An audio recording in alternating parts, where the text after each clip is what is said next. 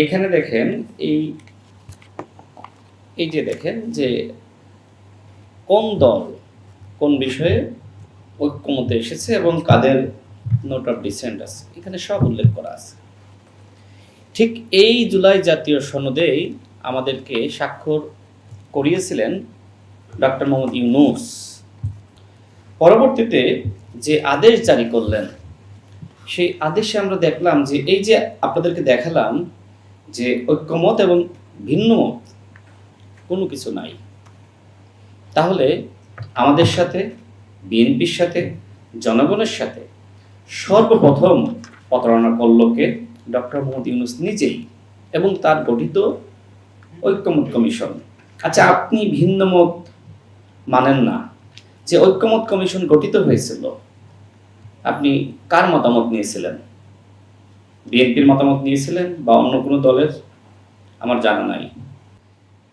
এই মুহূর্তে যে রাজনৈতিক সংকট এবং অপোজিশনের যে বক্তব্য, এই সংকটগুলো ডক্টর মোহাম্মদ ইউনূস এবং তার ঐক্যমত কমিশনের সৃষ্ট।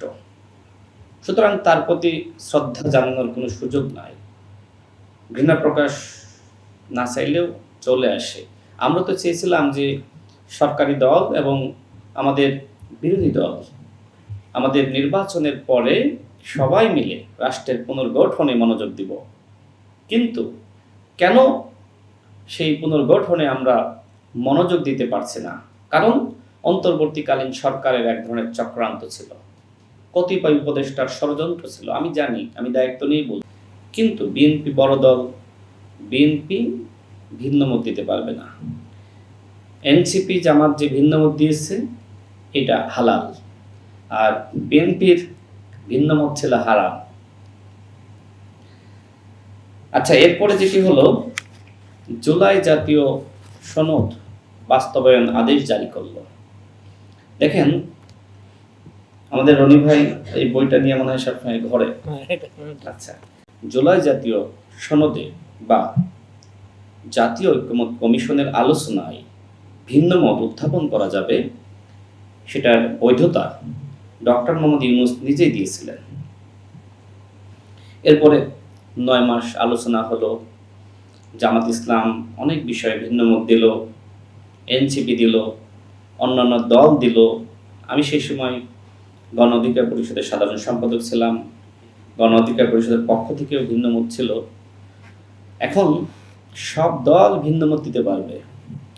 আমি যতটুকু জানি, এক ধরনের একক সিদ্ধান্তেই ডক্টর মোহাম্মদ ইউনূস তার বন্ধু সার্কেলের কিছু মানুষের দ্বারা এই জাতীয় ঐক্যমত কমিশন গঠন করেছিলেন। এরপরে সেই কমিশন কিভাবে প্রতারণা করলো? শুরুতে স্বাক্ষর করিয়ে নিল, এরপরে বলল যে আপনার এই ভিন্নমতের কোনো মূল্যায়ন নাই। এটি কি স্বৈরতান্ত্রিক আচরণ নয়? জুলাই জাতীয় সনদ নিয়ে ডক্টর মোহাম্মদ ইউনূস স্বৈরতান্ত্রিক আচরণ করেছেন। এজন্য আমি তার প্রতি ঘৃণা প্রকাশ করছি যে তিনি আজকে এই যে অনৈক্য তিনি রেখে গেছেন। তার দায়িত্ব ছিল যতটুকু আমরা ঐক্যমতে এসেছি এবং যতটুকু ভিন্নমত আছে, এটা পুরোটা রেখেই এই জুলাই জাতীয় সনদের উপরে গণভোট করা। তাহলে কি আজকের এই সংকট সৃষ্টি হতো বন্ধুগণ? না।